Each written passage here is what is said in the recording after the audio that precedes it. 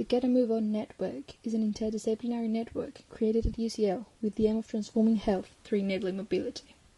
In February 2018, GetAMoveOn hosted the workshop Behaviour Change Interventions to Address Sedentarism in Different Communities, which brought together experts from academia, charities and commercial sectors. The overarching theme of the workshop was that designing effective behaviour change interventions is complex. Individual, social, physical and organizational differences need to be taken into account to create successful behaviour change interventions. In the first part of the workshop, keynote speakers presented different theories and methods to create and deliver interventions.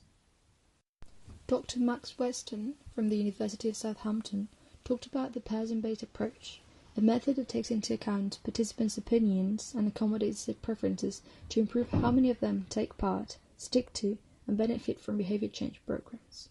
He illustrated this with the RECON program, a practical example of a project that used a person-based approach to reduce and prevent cognitive decline in older age groups. Dr. Jacqueline Mayer from Edinburgh Napier University talked about the negative effects of prolonged sitting and presented several digital interventions she had designed to address sedentarism.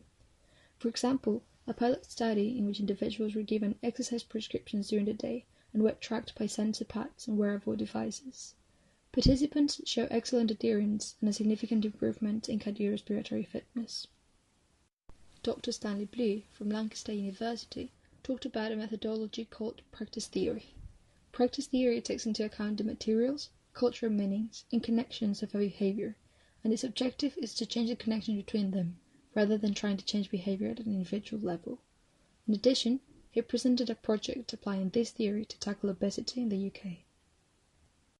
Dr. Charlie Minocha from the Open University presented a project to use digital devices to monitor and improve well-being and quality of life in older people through physical activity and socialization. The most interesting aspect of this project is that it brought together academics, companies, local charities, and the participants of the intervention. In the second part of the workshop, there were breakout sessions, where participants discussed stages of change model of behaviour, also called transtheoretic model, in relation to 4 communities: older adults, children and young adults, workplace, and people with health conditions or disabilities. The stages of change model is a behaviour change model created by Prochaska and Di Clemente in 1997. It proposes 6 stages we will go through when we want to change something in our lives.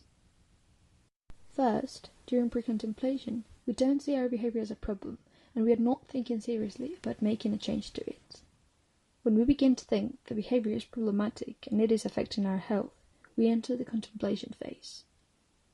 Then, the preparation phase starts. We have realized that something needs to change, and we are willing to make changes, but we still find information about what to do. After that, the action stage starts. We are actively taking action to modify our behaviour. However, maintenance stage is essential to sustain our new, healthier lifestyle, although this is the hardest part for many people. During the breakout sessions in which the stages of change model was discussed, there were some themes which came up in many of the groups. Firstly, it was discussed that it is important to account for a person's health, socioeconomic status, and family situation to create more personalized, achievable behaviour change goals. Secondly, different things motivate different people, and we need to understand more about what makes different people change their behaviour and stick to it. Thirdly, having the support and encouragement of other people often makes behaviour change interventions more successful, so it is important to consider how family, friends, or members of the local community can help and motivate other individuals in the process of changing their behaviour. Furthermore, it was identified that feeling better physically and mentally, as well as connecting with others, can motivate the maintenance of healthy behaviours. In addition, it was discussed that generic guidelines, such as 150 minutes of activity per week, are not useful for many people, such as those with health conditions, so the amount of physical activity a person needs to do should be tailored to the individual. Finally, it is important to transform routine interventions into activities that all the community can take part in and enjoy. At the end of the event, there was also an open mic session where delegates pitched their research. Rose Riley from Imperial College London talked about her research to encourage alternative ways of travelling.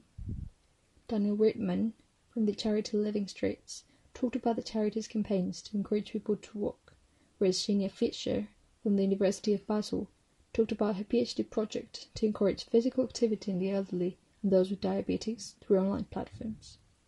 Finally, Lisa Ekerstorfer from the University of Graz presented an app game she had designed to motivate people to walk more by buying a tree to plant in a virtual landscape on their mobile phones.